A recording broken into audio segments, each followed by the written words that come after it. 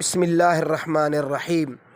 मेरे मोहतरम सामिईन, आज जो मैं आपकी खिदमत में मसला पेश करूँगा वो ये है कि क्या रोज़ा की हालत में मुश्त ज़नी करने की वजह से रोज़ा तो टूट जाता है, क्या इस पर सिर्फ़ क़ज़ा वाजिब आती है या रोज़ा का कफ़ारा भी वाजिब आता है?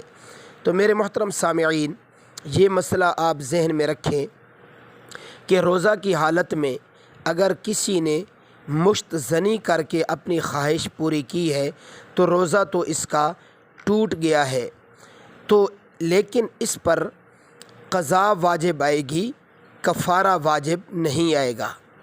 मेरे मोहतरम सामीन, मज़ीद ऐसे मुस्तनद दीनी मसाइल जानने के लिए हमारे इस्लामी चैनल ज़ौक़ी इस्लाम को ज़रूर सब्सक्राइब फरमा लीजिए।